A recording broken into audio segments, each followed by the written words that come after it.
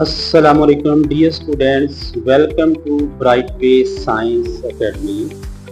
अगर आप हमारे चैनल पे नए हैं तो हमारे चैनल को सब्सक्राइब करें, हमारी वीडियोस को लाइक करें, शेयर करें और वीडियो को आखिर तक देखें ताकि आपको बेहतर तरीके से समझ आ सके। तो आज का हमारा जो टॉपिक है वो टाइप्स ऑफ केमिकल बॉन्ड। इसमें खास तौर पे हम आयनिक बॉन्ड और कोवलेंट बॉन्ड को आज डिस्कस करेंगे। तो सबसे पहले हम बात करते हैं केमिकल बॉन्ड की। केमिकल बॉन्ड क्या होता है? तो केमिकल बॉन्ड जो है, अगर इसकी बात करें तो chemical bond is defined as a force of attraction between atoms that hold them together in a substance. Chemical bond एक ऐसी फोर्स होती है जो एटमों को किसी भी सब्सटेंस के अंदर इकट्ठे जोड़े रखती है। तो आज का जो हमारा मेजर टॉपिक है वो है ionic bond.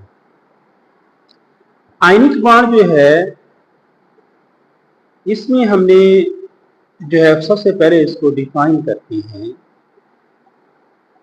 This type of chemical bond which is formed due to complete transfer of electrons from one atom to another is called ionic bond। ऐसा बॉन्ड जो इलेक्ट्रॉन के एक एटम से दूसरे एटम तक मुकम्मल तौर पे इलेक्ट्रॉन के ट्रांसफर होने से, मुंतकिल होने से बनता है, आयनिक बॉन्ड कहलाता है। अब आयनिक बॉन्ड किन किन के दरमियान बनेगा, कौन से ग्रुप के दरमियान बनेगा, उसको देखते हैं। The element of group 1 and group 2 being metal have the tendency to lose their valence electrons forming positively charged ion। Group 1 यानी अल्कली मेटल्स और ग्रुप 2 यानी अल्कलाइन अर्थ मेटल्स, ये मेटल्स हैं और इनके पास इलेक्ट्रॉन को लूज करने का रुझान है और इलेक्ट्रॉन लूज करके ये पॉजिटिव चार्ज आयन बनाते हैं। Whereas non-metals of group 15 to 17 have the tendency to gain or accept electrons, जबकि ग्रुप 15 से लेके ग्रुप 17 तक के एलिमेंट, ग्रुप 15 में नाइट्रोजन फैमिली आ जाता है, ग्रुप 16 में ऑक्सीजन फैमिली है और ग्रुप 17 में हैलोजन हैं। ये नॉन मेटल्स हैं और इनके पास इलेक्ट्रॉन को एक्सेप्ट करने का ये रुझान रखती हैं। They are electronegative elements with high electron affinity। Electron affinity क्या होता है कि जब किसी भी एटम के वैलेंस शेल में कोई इलेक्ट्रॉन ऐड किया जाता है और उस एटम के अंदर इलेक्ट्रॉन, वैलेंस शेल में इलेक्ट्रॉन ऐड करने से जो एनर्जी खारिज होती है उसको हम इलेक्ट्रॉन अफिनिटी कहते हैं। If atoms belonging to these two different groups, metals and non-metals, are allowed to react, they form a chemical bond। और जो केमिकल बॉन्ड इनके दरमियान बनता है वो कंप्लीट ट्रांसफर ऑफ इलेक्ट्रॉन से बनता है और उसको आयनिक बॉन्ड का नाम देते हैं। यहाँ पे हम एक एग्जांपल लेते हैं सोडियम क्लोराइड की, जो कि एक बेहतरीन मिसाल है आयनिक बॉन्ड की। सोडियम ओवरऑल इसका जो रिएक्शन होता है, सोडियम मेटल और क्लोरीन गैस दोनों आपस में जब रिएक्ट करती हैं तो सोडियम क्लोराइड बनता है। अगर बात करें सोडियम की तो ये एक सिंपल कंपाउंड है सोडियम, जिसका जो है वो एटॉमिक नंबर जो है वो एटॉमिक नंबर 11 है, 11 एटॉमिक नंबर है। और क्लोरीन जो है इसका एटॉमिक नंबर 17 है। ग्राउंड स्टेट में इनकी इलेक्ट्रॉनिक कॉन्फ़िगरेशन जो है इन एलिमेंट्स की यहाँ पे दी गई है। तो अब बात करते हैं इलेक्ट्रॉनिक कॉन्फ़िगरेशन की। इलेक्ट्रॉनिक कॉन्फ़िगरेशन होती है distribution of electrons into shell and subshells with respect to their increasing energy level is called electronic configuration। बढ़ती हुई एनर्जी के लिहाज से इलेक्ट्रॉन्स को उनके शेल और सब शेल में जो डिस्ट्रीब्यूट करने का जो प्रोसेस है उसको हम इलेक्ट्रॉनिक कॉन्फ़िगरेशन कहते हैं। ग्राउंड स्टेट के अंदर यहाँ पे इसकी जो सोडियम की इलेक्ट्रॉनिक कॉन्फ़िगरेशन है वो है 1s2 2s2 2p6 3s1। तो 3s1 देखिएगा तीसरा शेल है और इसके s सब शेल के अंदर सिर्फ एक ही इलेक्ट्रॉन है और ये एक इलेक्ट्रॉन लूज करके सोडियम आयन में तब्दील होगा। तो ग्राउंड स्टेट के अंदर जो है इसके वैलेंस शेल में सिर्फ एक इलेक्ट्रॉन होता है।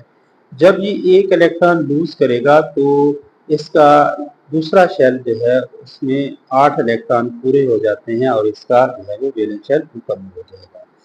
लेकिन आइंस हैं, आइंस अनस्टेबल होते हैं।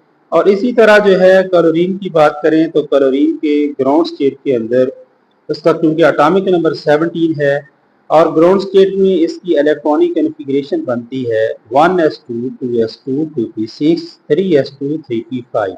आप देख सकते हैं कि जो शेल 3 है उसके s सब शेल में 2 इलेक्ट्रॉन हैं और p सब शेल के अंदर जो है वो 5 इलेक्ट्रॉन हैं।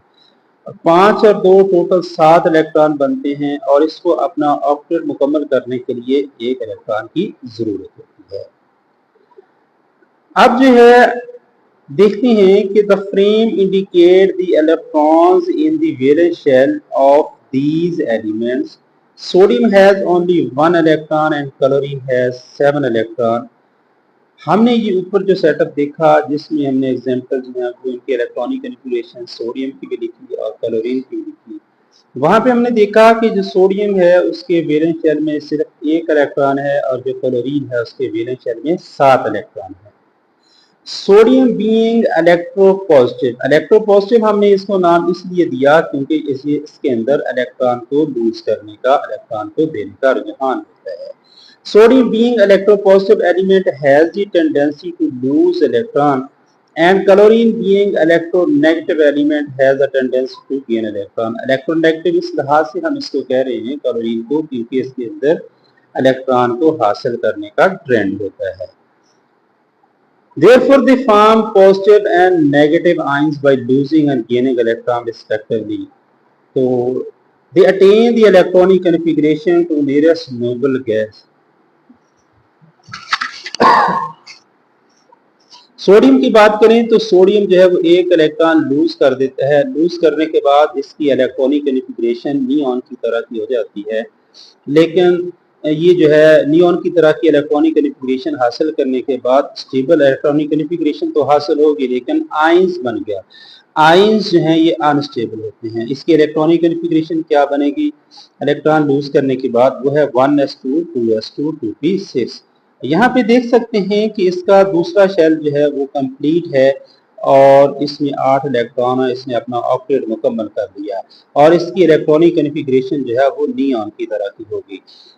लेकिन ये आयन बन गया। आयंस अनस्टेबल होते हैं। और इसी तरह जो है वो क्लोरीन की बात करें तो क्लोरीन एक इलेक्ट्रॉन हासिल करने के बाद क्लोराइड आयन में तब्दील हो जाता है और इसकी इलेक्ट्रॉनिक कॉन्फ़िगरेशन जो है वो ऑर्गन की तरह की हो जाती है जो कि एक नोबल गैस है। इसकी electronic configuration 1s2 2s2 2p6 3s2 3p6। आप देख सकते हैं कि इसका जो तीसरा शेल है वो मुकम्मल हो जाता है और इसकी इलेक्ट्रॉनिक कॉन्फ़िगरेशन जो है वो नोबल जो गैस है ऑर्गन उसकी तरह की हो जाती है लेकिन ये क्लोराइड आयन बन जाता है।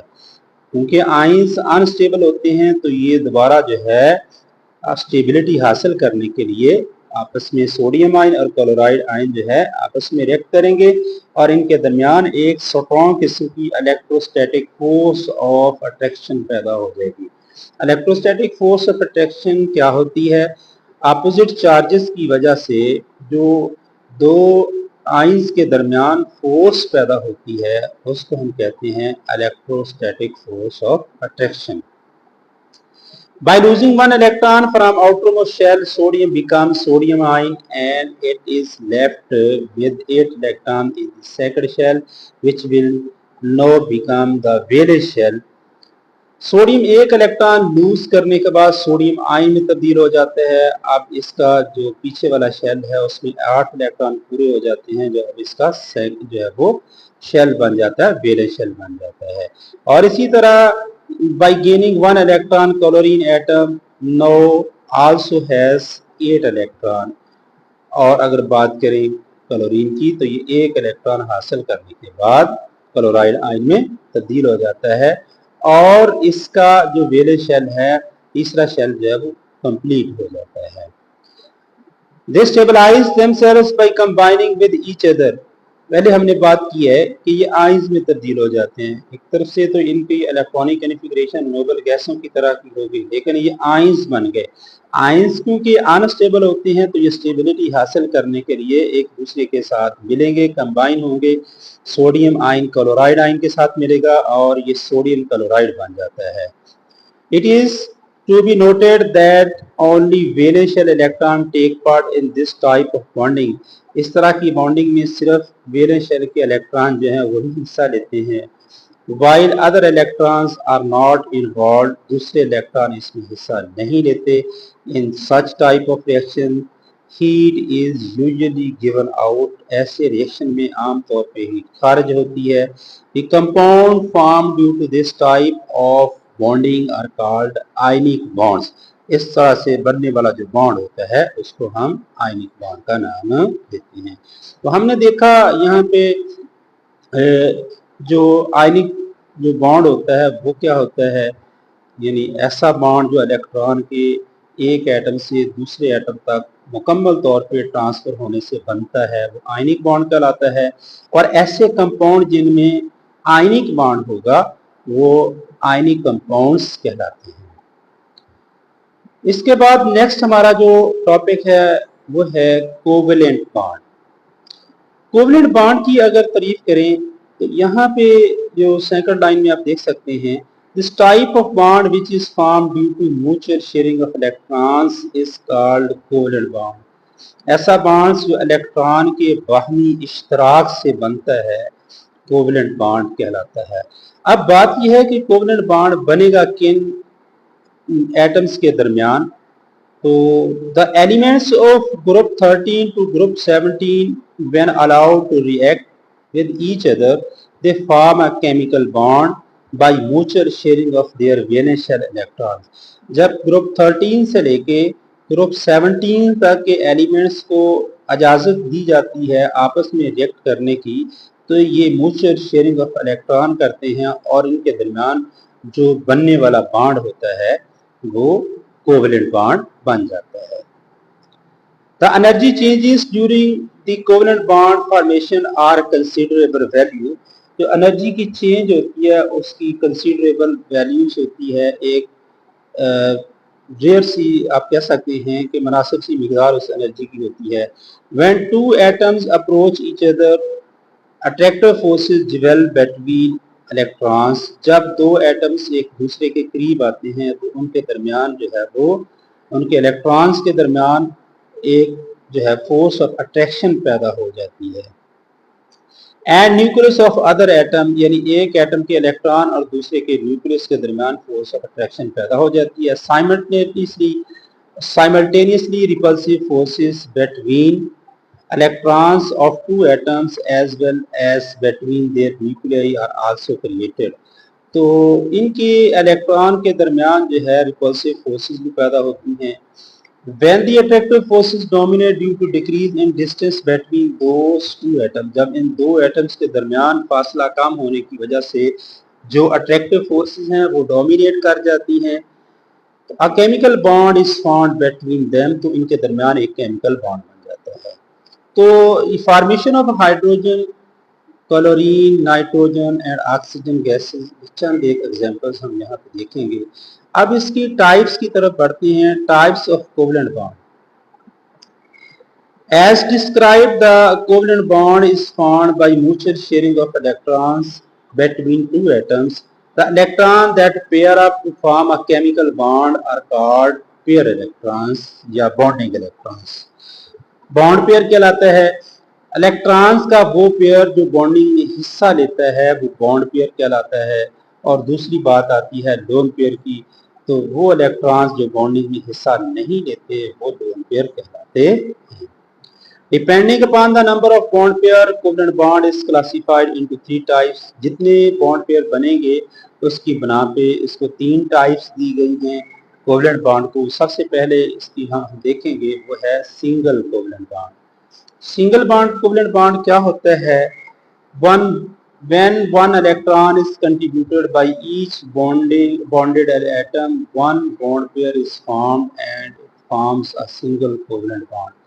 जब बॉन्ड बनाने वाले हर एटम में से एक एक इलेक्ट्रॉन जो है वो इश्तराक किया जाता है तो बनने वाला बॉन्ड जो है वो सिंगल कोवलेंट बॉन्ड होता है। तो यहाँ पे जो हम एग्जाम्पल और एक बॉन्ड पेयर बन जाता है और इस बॉन्ड पेयर को हम एक बॉन्ड बनाने वाले एटम्स के दरमियान सिंगल लाइन से जाहिर करते हैं। चंद एक एग्जांपल्स देखते हैं। सबसे पहली एग्जांपल्स अगर हम देखें तो ये CH4 की है, या आप कह सकते हैं कि CH4 की एग्जांपल हम देखें तो CH4 में जो है ये एक कार्बन है। कार्बन के वैलेंस शेल में 4 इलेक्ट्रॉन्स होते हैं और ये 4 इलेक्ट्रॉन जो हैं 4 हाइड्रोजन्स के साथ जो है म्यूचुअल शेयरिंग करके सिंगल कोवलेंट बॉन्ड बनाते हैं और इस बॉन्ड को हम बॉन्ड बनाने वाले एटम्स के दरमियान सिंगल लाइन से जाहिर कर सकते हैं। अगर दूसरी एग्जांपल हम देखें वो हाइड्रोजन की है। हाइड्रोजन जो है ये एक इलेक्ट्रॉन जो है वो शेयर करता है, शेयर करने से एक बॉन्ड पेयर बन जाता है और इसको हम इसके दरमियान एक सिंगल लाइन लगा के जाहिर कर सकते हैं और इसको H2 की शक्ल में भी हम जाहिर कर सकते हैं। यहाँ पे थर्ड एग्जांपल हम देखेंगे क्लोरीन की।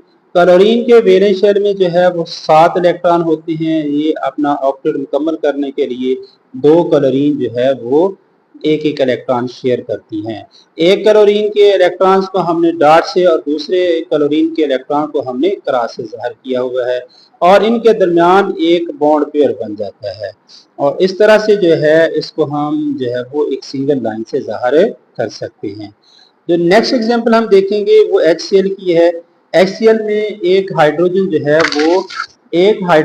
है वो क्लोरीन के साथ एक बॉन्ड बनाता है और यहाँ पे जो है वो क्लोरीन और हाइड्रोजन के दरमियान एक बॉन्ड पेयर बनता है और इसको हम एक सिंगल लाइन से जाहिर करते हैं।